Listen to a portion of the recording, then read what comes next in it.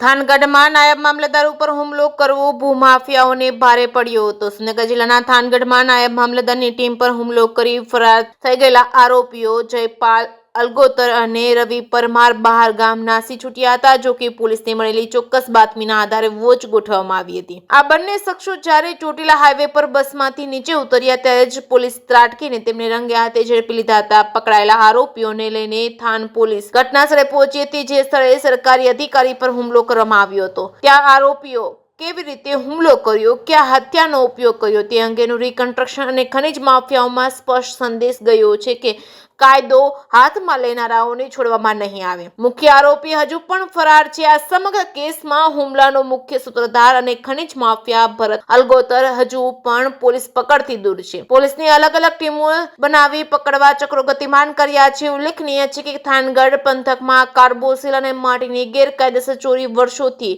એક મોટી સમસ્યા રહી છે અને અધિકારીઓ પર હુમલાની ઘટનાએ તંત્રની ચિંતામાં વધારો કર્યો છે। જેકેસીમ ગુજરાતી સાથે મહેશ ઉતરિયા, સુરેન્દ્રનગર।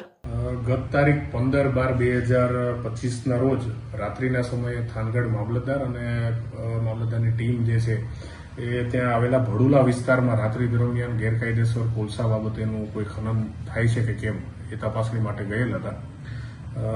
એમની આ વિઝિટ દરમિયાન ત્યાંના જ અમુક લોકો જે થાનગઢમાં ભોયરેસર વિસ્તારમાં રહે છે, જેના નામ છે ભરતભાઈ રમેશભાઈ અલગોતર, જયપાલભાઈ રમેશભાઈ અલગોતર, રવિભાઈ ઉગાભાઈ પરમાર, આ લોકોએ ત્યાં ભડોલા વિસ્તારમાં જગ્યા ઉપર આવી અને તમે આ જગ્યાએ કેમ વારંવાર ચેકિંગ કરવા માટે થઈને આવો છો એ બાબતે એમની સાથે છે જીભાજોડી કરી, મગજમારી કરી અને એમને ગાળાગાળી અને ધમકીઓ આપેલી હતી અને એમના સ્ટાફ સાથે મારામારી પણ કરેલી હતી।